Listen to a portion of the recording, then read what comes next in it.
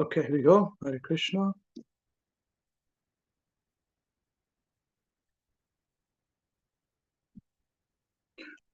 Om Namo Bhagavate Vasudevaya. Om Namo Bhagavate Vasudevaya. Om Namo Bhagavate Vasudevaya. Om Ajnanatimirandhasya Jnananjana Shalakaya Chakshurunmilitam Yena Tasmai Shri Gurave Namaha. Narayanam Namaskritya Naram Chaiva Narottamam Devim Saraswatim Vyasam Tato Jayam Udirayet Nashtaprayeshva Abhadreshu Nityam Bhagavata Sevaya Bhagavati Uttama Shloke Bhaktir Bhavatir Naistiki Hare Krishna Krishna Krishna Hare Hare Hare Rama Rama Rama Hare Hare Jai Srimad Bhagavad Gita as it is ki jai, Granth Raj Srimad Bhagavatam ki jai, Shri Chaitanya Charitamrita ki jai, Jai Shri Nectar of Instructions ki jai, Jai Shri Nitai Gaur Chandra Premanande, Hari Hari Bol, Hare Krishna. So welcome everyone, and we are starting with our presentations today. I think we have only Divyanshi Mataji. I think Sridhar Prabhu mentioned to me that his mother is very bit unwell, so he may have to travel to India tomorrow. So he may not join us. He may try to, if it is possible today, to join us now. But it's understandable that he'll be very busy coordinating things at the last moment. So he'll be flying away tomorrow.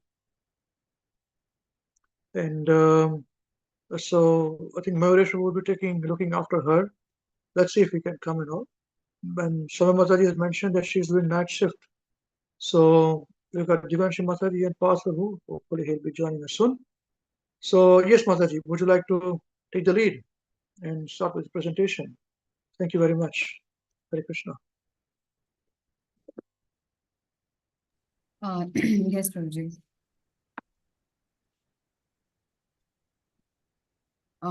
Should we, I know that we read the whole purport in the last class. But just wanted to ask, should we start like paragraph by paragraph, or should I just start? Because when I was making notes, I was making paragraph by paragraph. So See, it's up to you. It's entirely up to you. Better that you read the verse once, mhm, then a translation once, mhm. and then you can give your realizations as you. Okay, Prabhuji.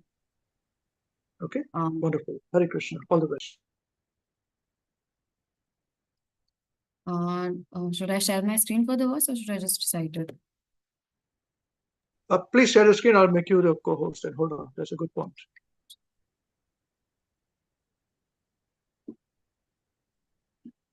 Okay, so you can share the screen now.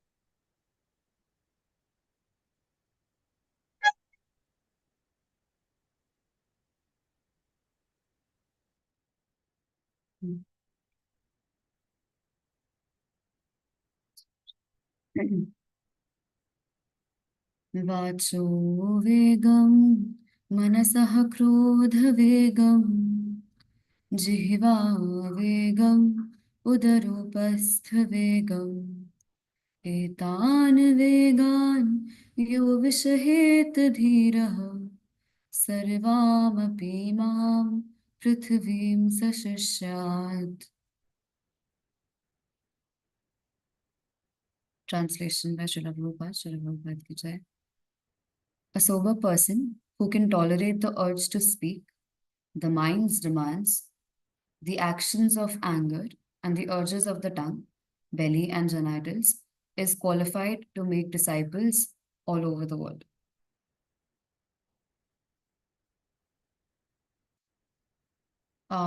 So this verse has always initially itself when we had the classes, we had a lot of sessions just for this one verse, which just goes on to speak about how important this is, because it in a lot of ways it summarizes everything that is important, especially for somebody it's important for all kinds of devotees, but as somebody who's just trying to follow Krishna consciousness, it summarizes everything for me. And this verse I've read this purport a lot of times, even initially, and I found so much so much reason and so much practicality in this. Just the first paragraph, it talks about four kinds of people uh, and the way that they learn. So the first kind is the people who learn by hearing about something. Second are the people who learn by seeing the whole charade themselves. Third are the people who learn by experiencing, and fourth are the kind who don't learn even after hearing, seeing, and experiencing, and they continue to repeat those things. And this is a result of the lack of knowledge, lack of real knowledge. And in the purport, Prabhupada writes that if a person, despite seeing, hearing, and experiencing these things, continues to commit sinful activities and atones for them, then that atonement is useless because uh, it does not get rid of the fundamental sinful tendency in our hearts. It's only a remedy for the symptoms and not the core cause of the problem, which is the sinful tendencies within our heart. This whole purport and the essence of this verse is to bring about a fundamental change in our behavior and our character, and not to indulge in show business or not to think of Krishna consciousness as some quick fix to anything that you can just. It talks about namaprad. It talks about how there are people who are chanting, who are committing sinful activities on the strength of chanting the holy names of the Lord. So this verse just goes on to show that uh, there has to be a fundamental change in our behavior. And even in Hare Krishna weekend, we always emphasize on a change in behavior and a change in character instead of just some show business or just mechanically following the process. Uh, this is the equivalent of for any disease. This is the equivalent of curing only the symptoms and not trying to understand where the disease is coming from. Well, now you can unshare the screen. We're able to see you, Oh, no? yeah. So that's fine. Just for translation and the verse you can show. Yeah, Okay, thank you. Ranjan. The verse in this first paragraph, Prabhupada mentions that this one line that you can't do pious activities in order to cancel out your sinful activities.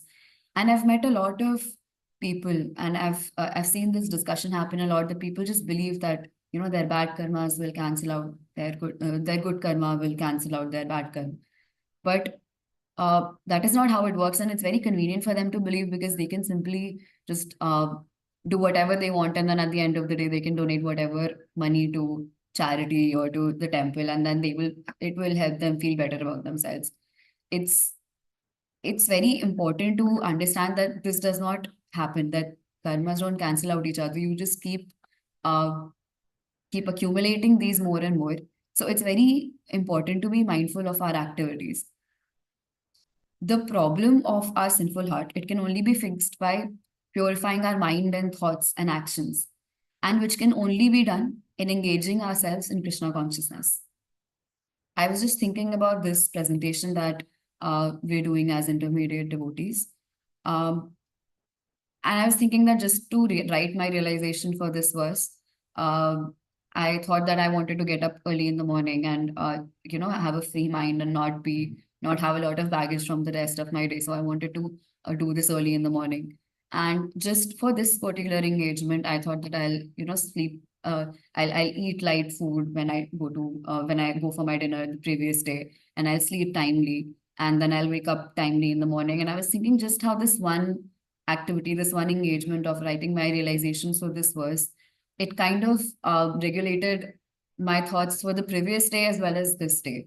So I was just thinking that how a little engagement in Krishna consciousness, it kind of changes your entire outlook and it forces you to arrange your day. It encourages you to think about every single one of your activities in a way that it can be conducive to your Krishna consciousness. And that is such a brilliant way of removing all the negativities and removing all the unnecessary disturbances from your life. Because regardless of whatever activity or whatever engagement there would have been, I would have still done that. I would have still kept everything aside and slept on time and woke up on time to write my realizations and everything. And this is what the Prabhupada also talks about, that you have to engage your mind in these activities, and that's the only real atonement. Prabhupada writes in the purport that the only real atonement and the real prayashchit is to awaken our dormant Krishna consciousness. Uh, in the next paragraph, Prabhupada talks about how the real atonement can only happen through real knowledge. And real knowledge can only be learned through a standard process. I was meditating on this point uh, regarding what a standard process. Prabhupada said that it has to be attained through a standard hygienic process. A standard process means something which is authorized by authority. It is consistent in all circumstances. It is tried and tested. And it will always give the same results, regardless of the circumstances, as long as the instructions are followed to the perfection. And these instructions for us have been laid out by all of our acharyas, Srila Prabhupada and Srila Gurudev. And this standard process needs to be followed to the perfection in order for us to have real knowledge, in order for us to actually realize the importance of what we are doing. In the second paragraph, Prabhupada writes that in order to attain real knowledge, the standard process is either that you go through austerity, celibacy, try to control your mind, controlling senses, doing charity, being unavowedly truthful, keeping clean, and practicing yoga asanas. But the equivalent of this, all of this is, in fact, extremely difficult to be able to do practically. And it's very kind of mechanical in a lot of ways.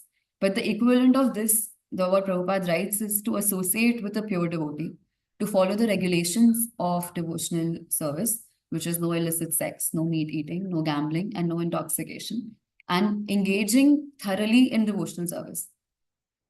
This program that has been given by Srila Prabhupada is extremely sublime, and there is a lot of positive engagement of the mind in these activities, which the side effect of all of these consequently becomes the first process, which is austerity, celibacy, controlling mind and controlling senses. But this is something that's so easily doable. And this is authorized by Srila Rupa Goswami by this verse itself. So this is the cleansing process that needs to be followed, and it can be followed by anyone to purify themselves. So instead of trying to mechanically control our mind and senses, it would be so much better if we just try to engage in Krishna consciousness in that way. The next paragraph talks about Vacho Vegam, which is the desire of the tongue to speak, essentially the speech, controlling that. Prabhupada writes in this purport that speaking nonsense is inviting death to catch you, which is such a clever line to speak, because in a room, always the loudest noise will be coming from a set of people which are probably, indulging in some nonsense, we speak. Like in a room, in any room, you'll notice that a lot of nonsensical noise will be coming from a place of, from a gathering of people who are speaking absolute nonsense. And that is always the thing that catches the most attention. And therefore, Prabhupada writes that speaking nonsense means inviting deaths to catch you. And it just goes on to say that we need to control our speech, and we need to be mindful of everything that we're speaking, because I feel like the more we talk, indulge in nonsensical talks, the more it clutters our mind. And this is also something that so this term of mine in MBA, I've taken a course which the name of the course is Workplace Wellbeing through Karma Yoga. And it only talks about, the things that we've learned standard in Karma Yoga, like breathing exercises and trying to control your mind and everything. And even in that, the professor mentions this so much, that, what we're speaking and what we're doing and the kinds of activities that we're doing, they all have a lot of impact on our mind. And Prabhupada then contrasts to this, writes that if if someone speaks Krishna Katha, then that person is beyond the clutch of death. So while speaking nonsense will invite the death to catch you, talking about Krishna will make you free from that clutch of death. In the material world as well, intelligence and intellect is associated with being a person of few words, knowing when to speak and when to not speak. It's a sign of intellect. And even in Krishna consciousness, this just kind of uh, got connected very nicely for me uh, that Prabhupada says that we should be extremely mindful of everything that's coming out of our mouths. And we should only, as much as possible, try to talk about Krishna. I know that in practical world, it's not possible to only speak about Krishna, at least for us, who are still worldly in a lot of ways. But the what we were recommended by Sanjeev Prabhu and Sheetal Prabhu when we were having these classes is that we try to minimize the nonsense that we speak. We only speak as much as is necessary for any material situation, and just for the purpose of bare meeting our bare necessities, and not try to indulge in unnecessarily worldly talks. And Prabhupada also says that self-imposed silence is not the answer. And this is something that I also know because like in that class, in the Karmyo class, like we have this kind of 15-20 minutes of meditation, so to speak. And so everyone is silent in the class. And I'm always thinking that there's a silence which is peaceful for now. But the moment the meditation breaks, immediately there is so much chatter and there is so much disturbance caused. And I was just thinking that this is such a artificial way to, like, this is such a temporary fix for everything because the mind is not calm, the mind is not quiet. So we need to actually implement that in our minds in order to be able to implement that in our speech. Just a second.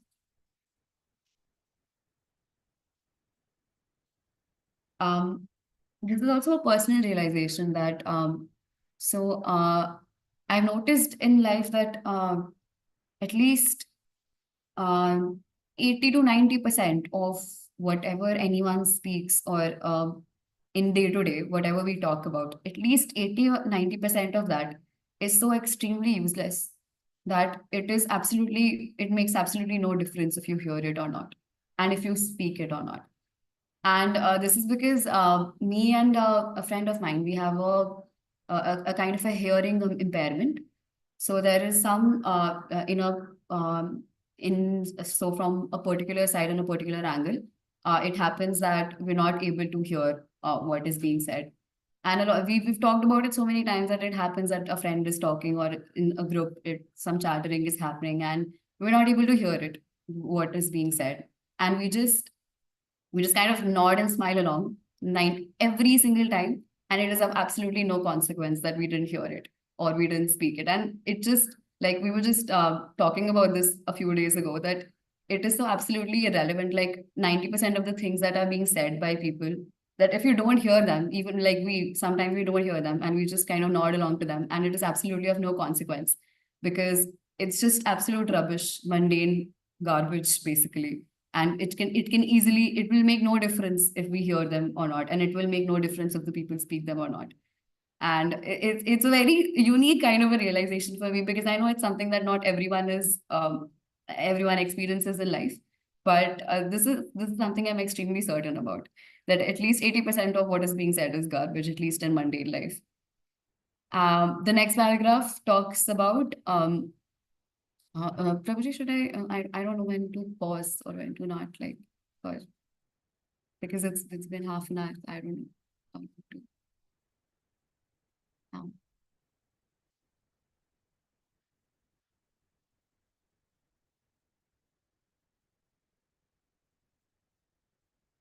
Hare Krishna Mataji. I think you should carry on the full presentation and then we can have a question answers later. Okay, Prabhuji.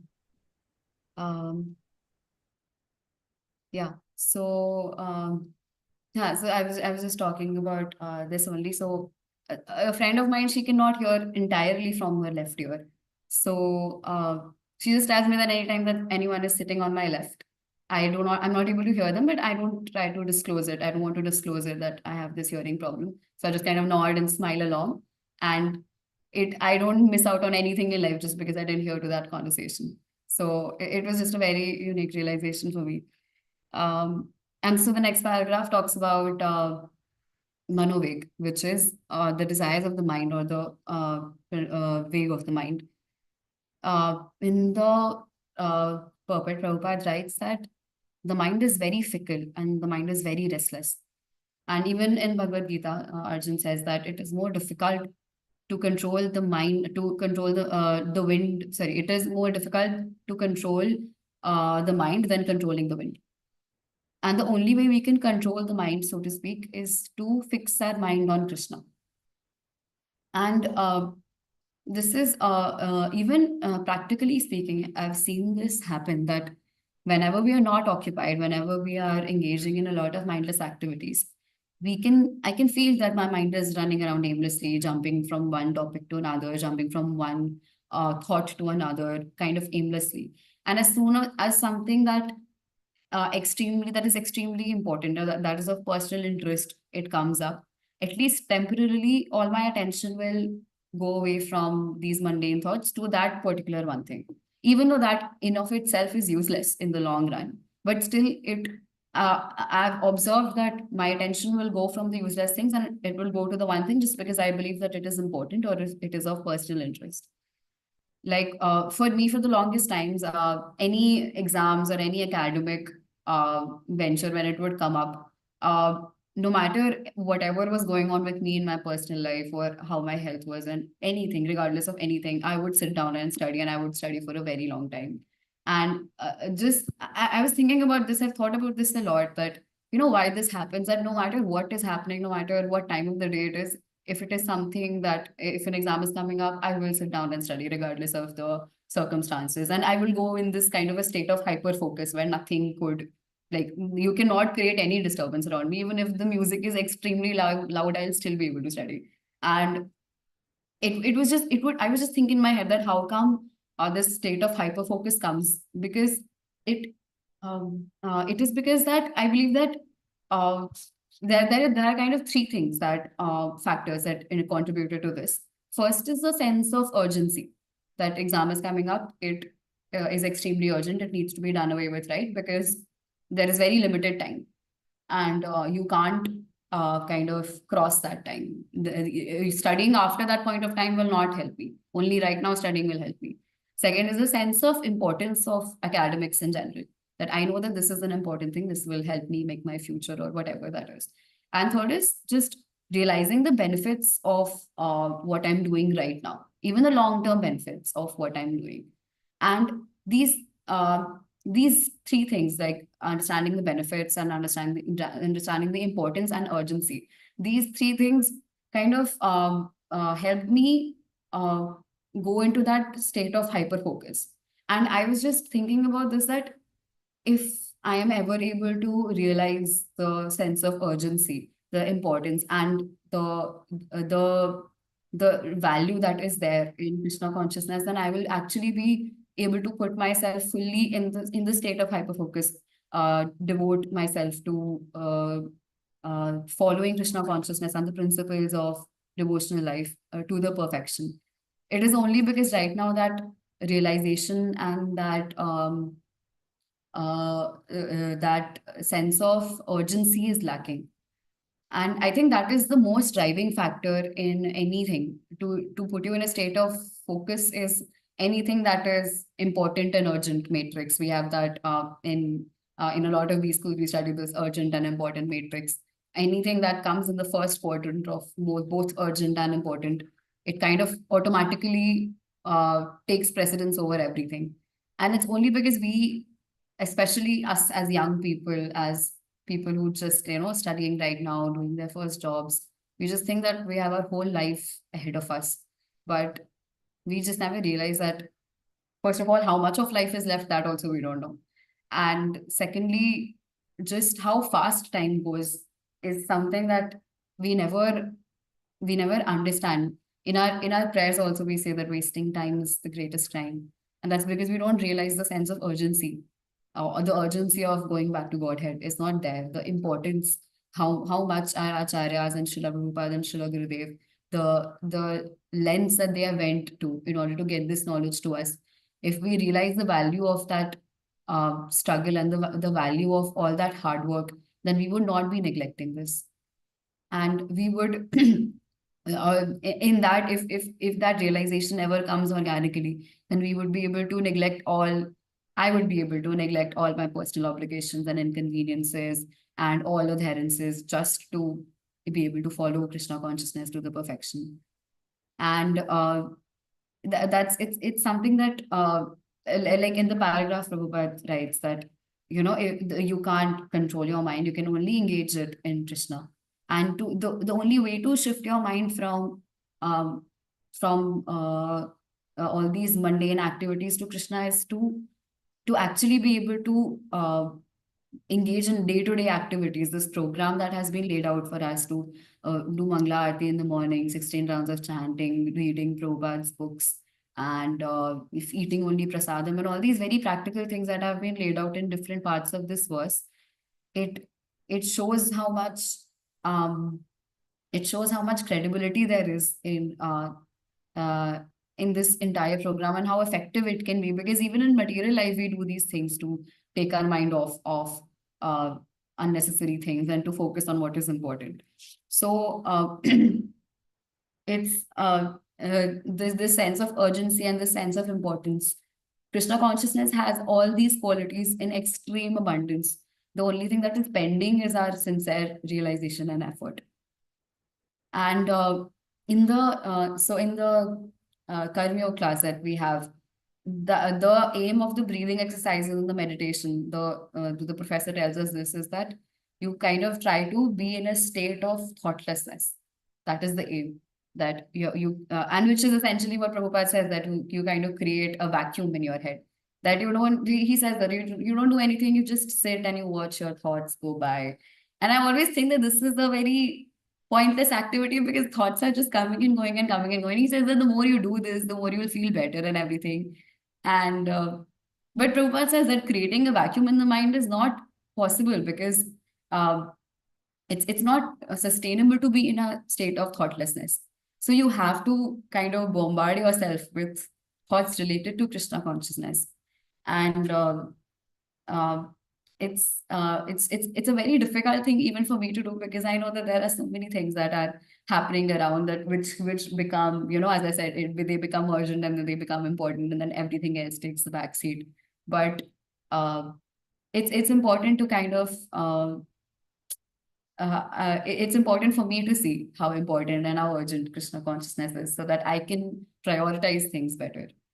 Um, uh, the next paragraph talks about anger, about how anger can be used for Krishna's service, and how we should not be angered at our own credibility or at our own expense. We should only be angry when a devotee or Krishna are being offended in any way. But when we were discussing this verse in the class, I remember that we discussed that it is also important to not be naive. It's important to not let other people take advantage of you or to think that um, to take undue advantage of you because you are following this. It is important to kind of create that boundary for you and not get carried away also in that emotion. And Prabhupada writes that you should be humbler than the grass, humbler than the straw of the grass, and more tolerant than the tree. But in saying that, we have to be practical in not letting other people take advantage of us.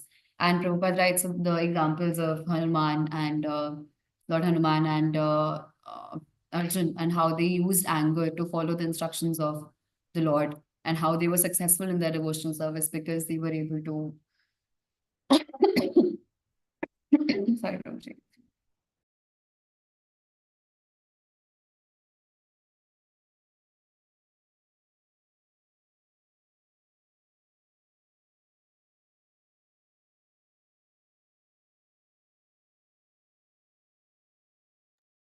Sorry, my throat is not still fully okay. That's fine. That's okay. Take your time. Take deep breath. Go slowly. That's fine. Yeah. Sorry, I missed out. I was in another room. Thank you, Sunil, for answering the question. You can continue. It's a long one. Many weeks will go for this verse only. Because I have yet to speak on this at all afterwards. Okay, please continue. Yes, Rabbi.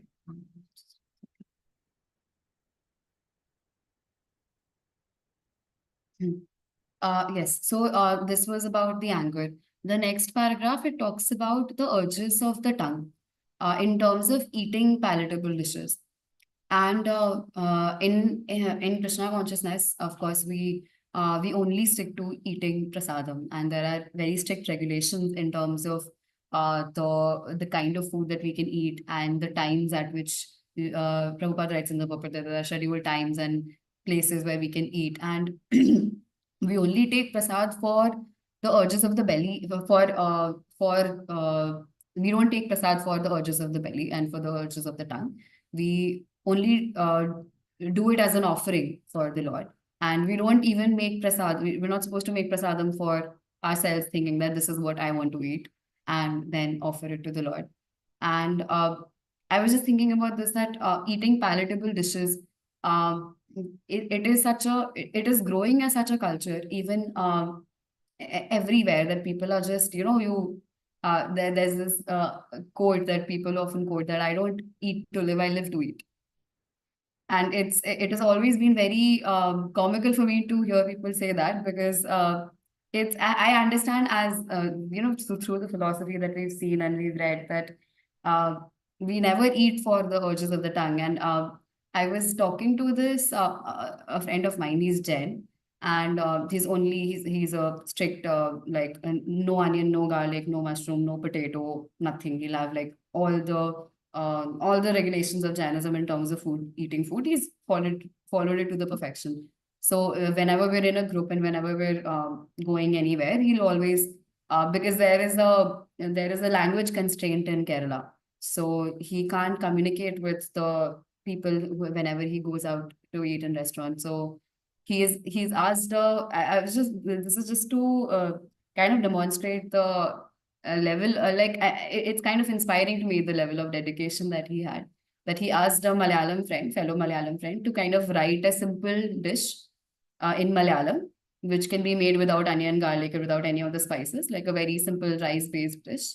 And he has that written in Malayalam on his phone.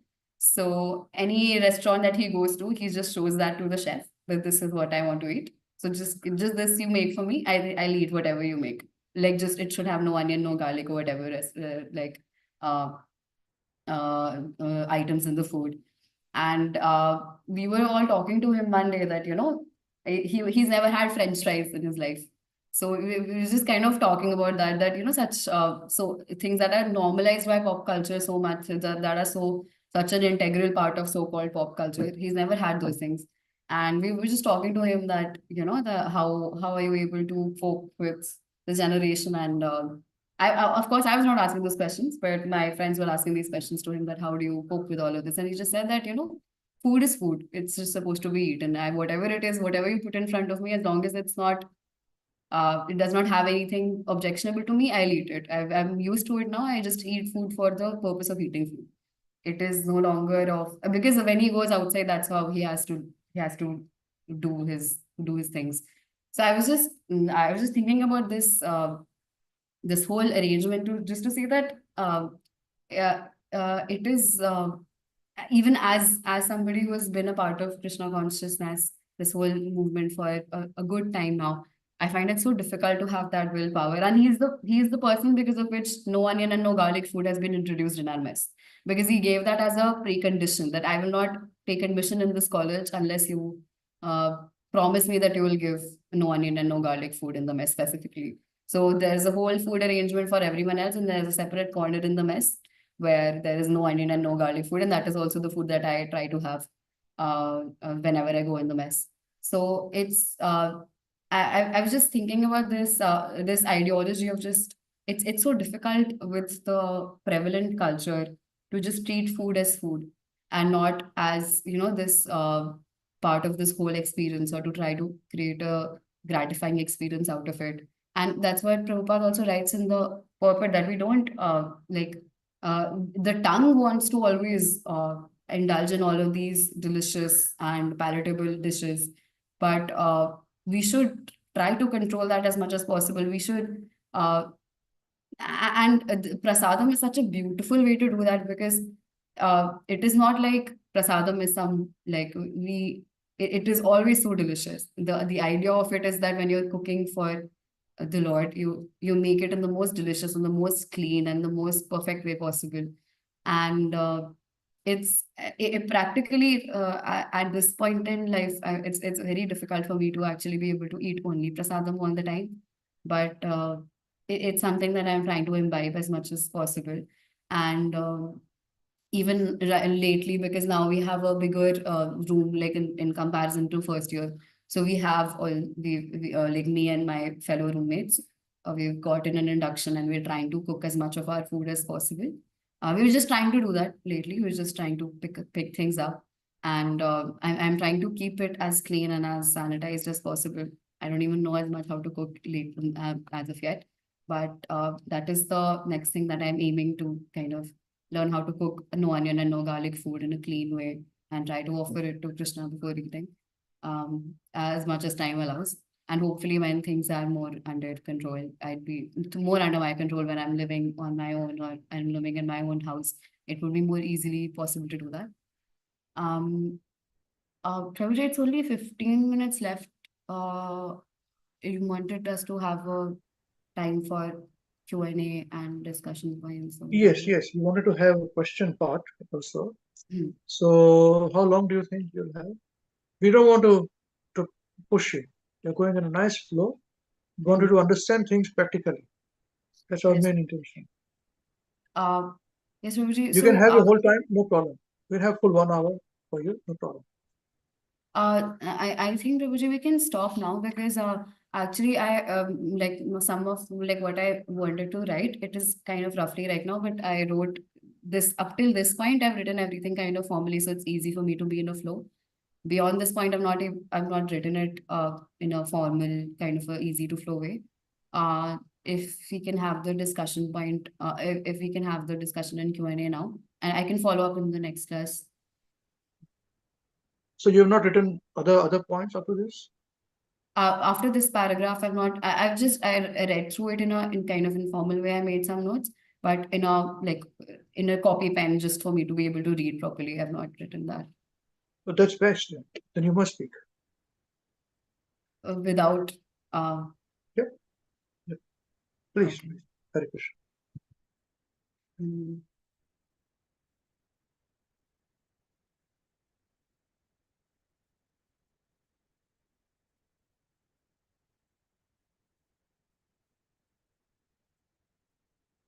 Yes. So the next paragraph talks about the urges of the genitals, or the sex impulse.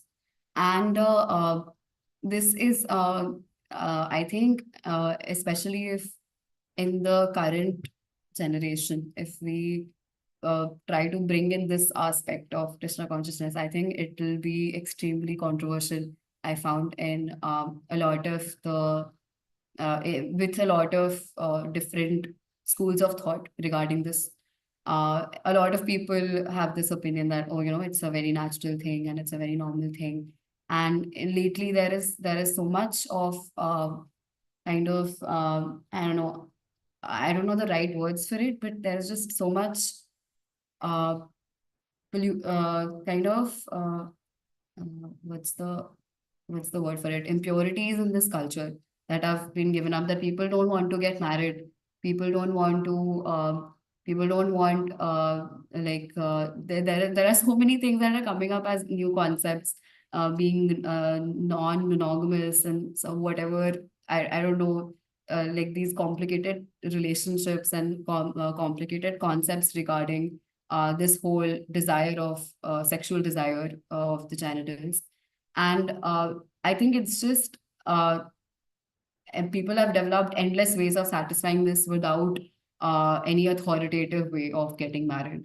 And especially lately, when I think this is also something that we've discussed, that how the importance of marriage, especially for women, and this has always been a very distinct kind of a very distinct point for me, that even I follow this, and even I want to kind of I resonate a lot with this, that there is this whole process that Krishna consciousness movement kind of lays out for us, that they encourage, like we've always been encouraged, to get married, and to that is the authorized way of going about life, and not to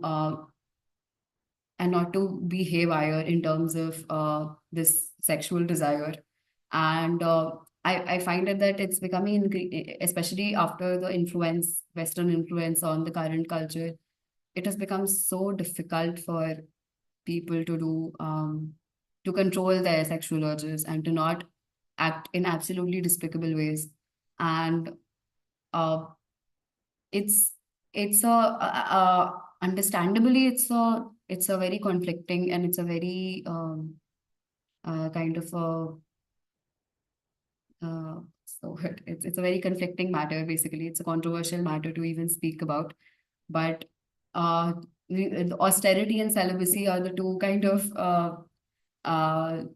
pillars that Prabhupada has based this entire purport on. And austerity of this, in this particular regards, I find incredibly important, and it's just so, it makes all the difference in the world. Even I've seen people around me, and I've seen friends around me who are in kind of the whole spectrum. It covers the whole spectrum, and I can see visibly that there is so much difference in behavior, in character, and in just the stability of mind. Um, and just let me. Hmm.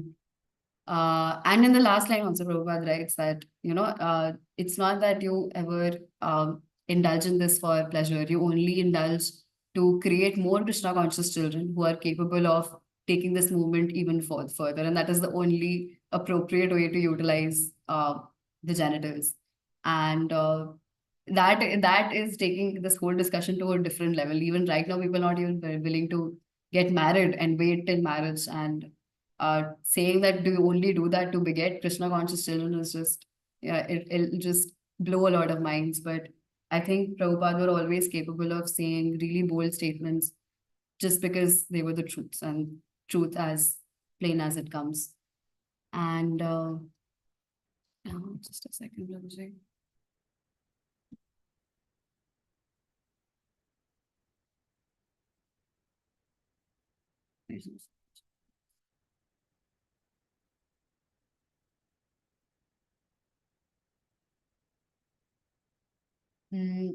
Prabhuji, I can speak more, but I think I would like to stop at this point, because I'm not able to organize my thoughts without having written them down.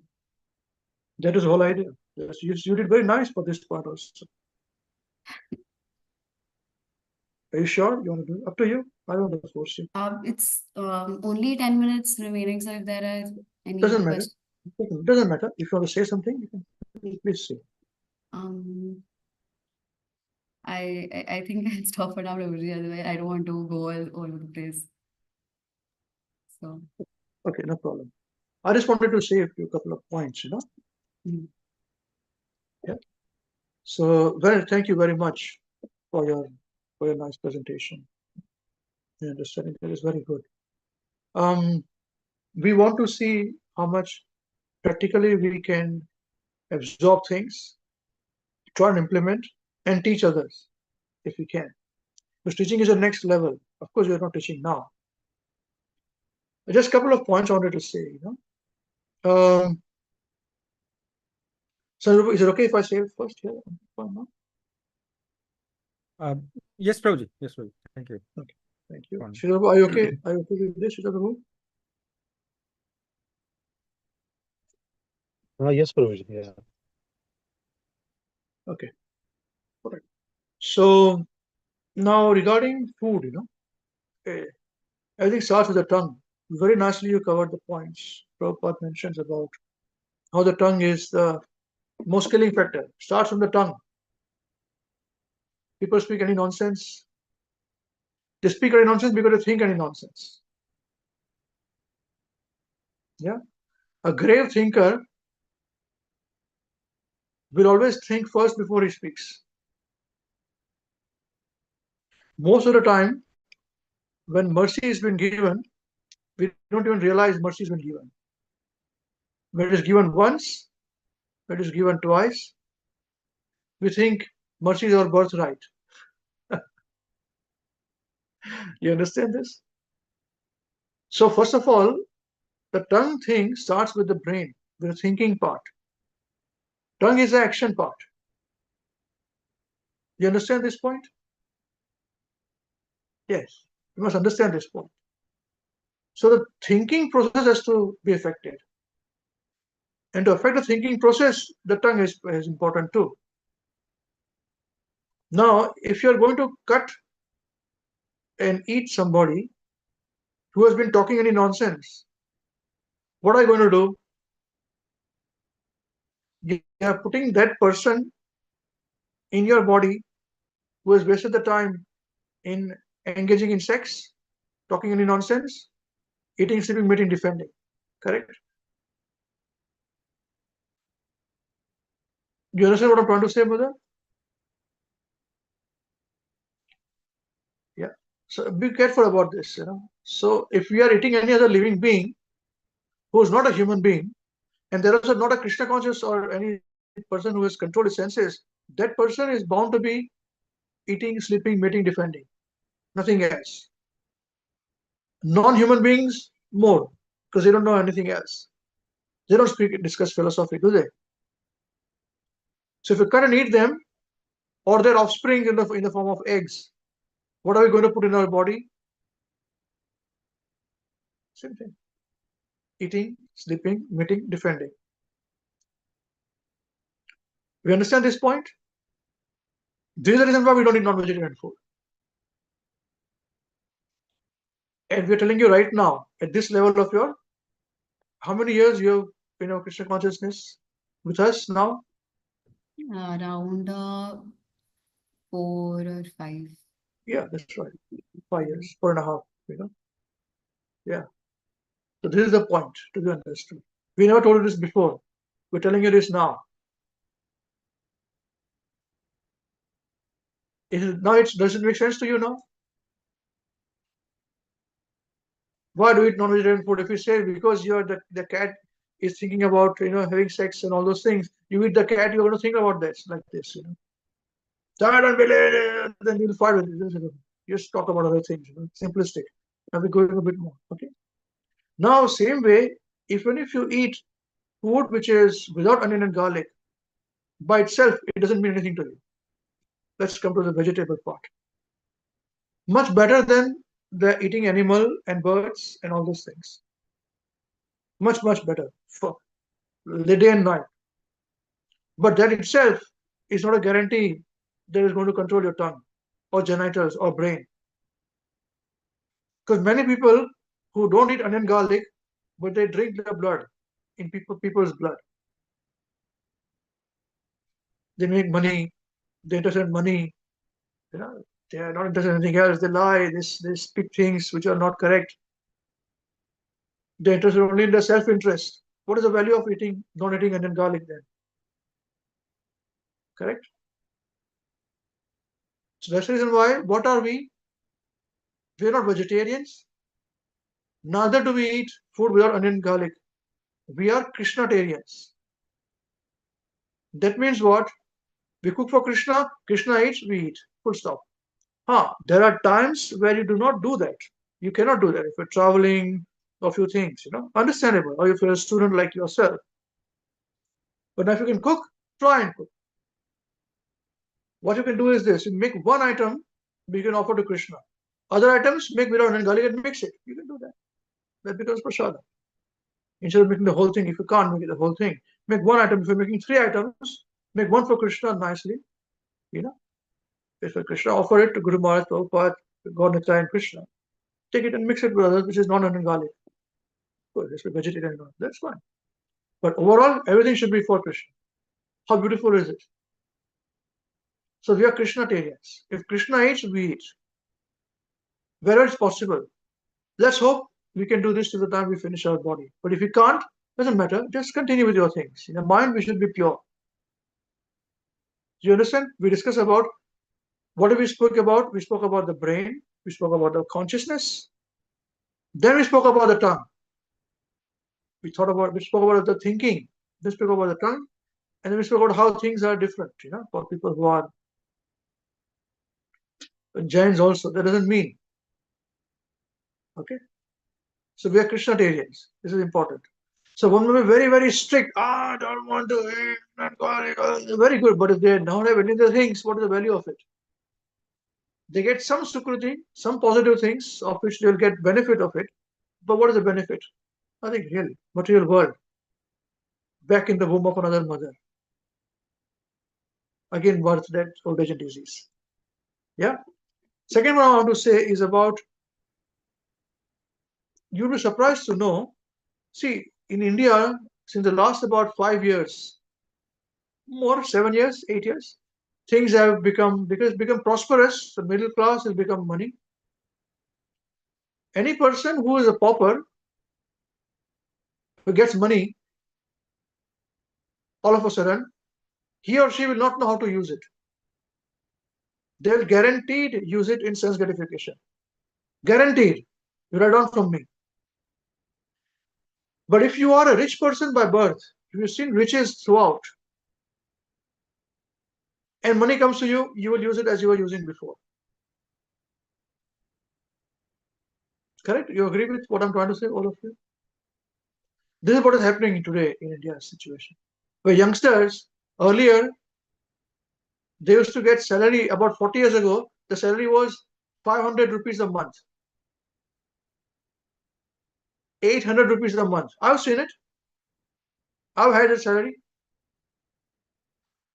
When it became 20,000 rupees a month, it was 20,000, 25,000. Wow, 25,000 a month is great salary. Now even a peon gets 25,000 rupees a month. Okay, so salary now per month is about 1 lakh rupees, or 2 lakhs, or 3 lakh rupees a month. So what do you do with this money?